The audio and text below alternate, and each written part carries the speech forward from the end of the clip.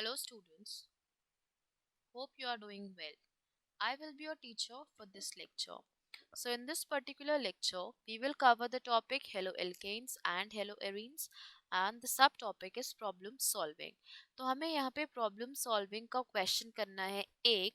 The question says that identify A, B, C, D, E, R and R1. इस reaction में हमें ये सारे identify करने हैं. That means यहाँ पे products form हो रहे हैं, उनको identify करना है.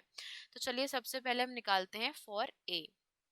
यहाँ पे अगर हम ए को देखें तो ए के लिए क्या हो रहा है, यहाँ पे जो हमारे पास एक हेलो एल्केन है उसका हमने रिएक्शन करवाया है Mg से.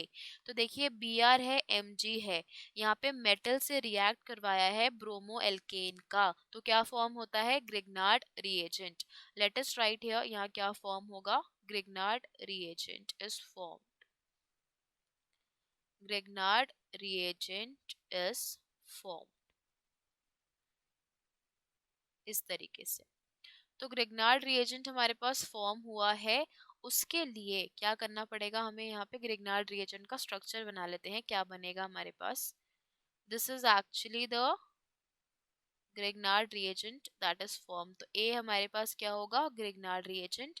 यहाँ पे हमारे पास Br था, अब क्या हो जाएगा MgBr. This is a that is Grignard reagent.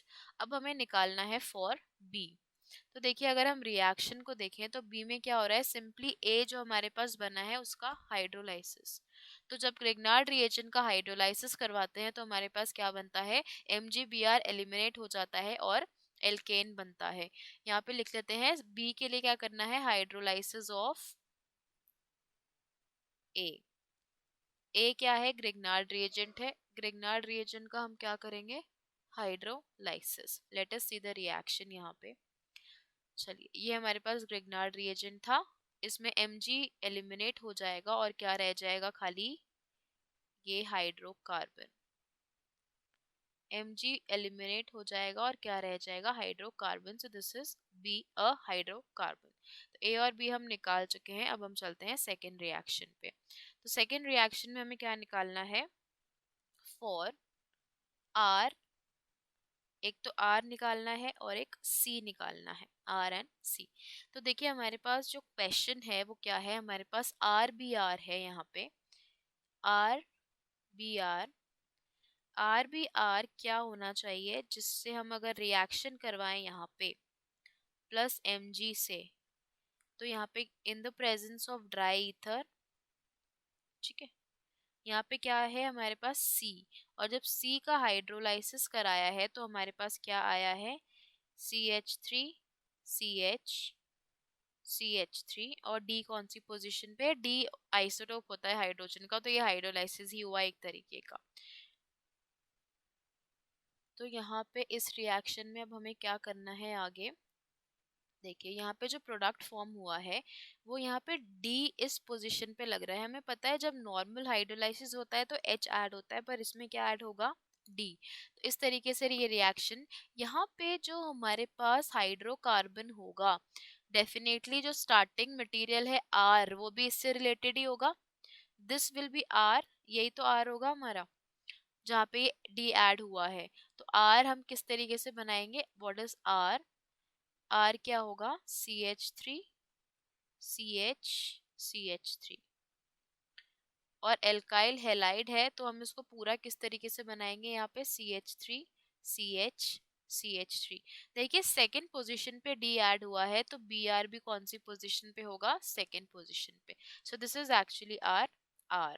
अब R के बाद हमें निकालना है C. देखिए हमने क्या किया है, इसका रिएक्शन C के लिए किससे करवाया था, Mg से. तो हमारे पास क्या बना था, C, राइट. ग्रिग्नार्ड रिएजेंट ही फॉर्म होगा यहाँ पे किस तरीके से, CH3 CH CH3. और सेकेंड पोजीशन पे अब क्या ऐड हो जाएगा, MgBr. फर्दर रिएक्शन में हमने इसका हाइड्रोलाइज कराया और हमें पास इस पोजीशन पे क्या ऐड हो गया है, D. अब हम नेक्स्ट की तरफ चलते हैं, that is for R1 D and E. तो देखिए R1 निकालने के लिए हमारे पास क्या यहाँ पे रिएक्शन गिवन है NCERT में. हम देखते हैं what is the reaction given. देखिए यहाँ पे क्या है, R1X एल्काइल हेलाइड है। एल्काइल हेलाइड की हमने रिएक्शन कराई है NaI in the presence of ether. फिटिक reaction को याद करिए यहाँ पे, और हमारे पास जो प्रोडक्ट बना है वो इस तरीके का बना है। तो इस रिएक्शन में क्या होता है, बीटा एलिमिनेशन रिएक्शन हमें याद करनी है। बीटा एलिमिनेशन में हम क्या यूज करते हैं, NaI in the presence of ether. तो यहाँ पे क्या होता है, जो R1X था, X क्या होता है, लीविंग ग्रुप है तो लीव हो जाएगा, और जो हमारा बीटा हाइड्रोजन था वो यहाँ पे जाके ऐड हो जाता है। तो देखिए अगर हमारे पास यहाँ पे डबल बॉन्ड लगा है तो X कहाँ से निकला होगा, हमारा जो हैलोजन है वो कहाँ से निकला होगा, डेफिनेटली इस वाले कार्बन से। यहाँ से Br एलिमिनेट हुआ और यहाँ से जो हाइड्रोजन है वो यहाँ जाके यहाँ बीटा हाइड्रोजन ऐड हो चुका है। सो लेट अस सी प्रोडक्ट क्या होगा अगर हम बात करें R1 की। तो R1 हमारे पास क्या होगा, यहाँ पे R1 Br पूरा ही लिख देते हैं, Br भी ऐड कर देते हैं इसमें। तो ये क्या होगा, CH3 C CH3, second carbon पे हमें क्या लगाना है, यहाँ पे Br।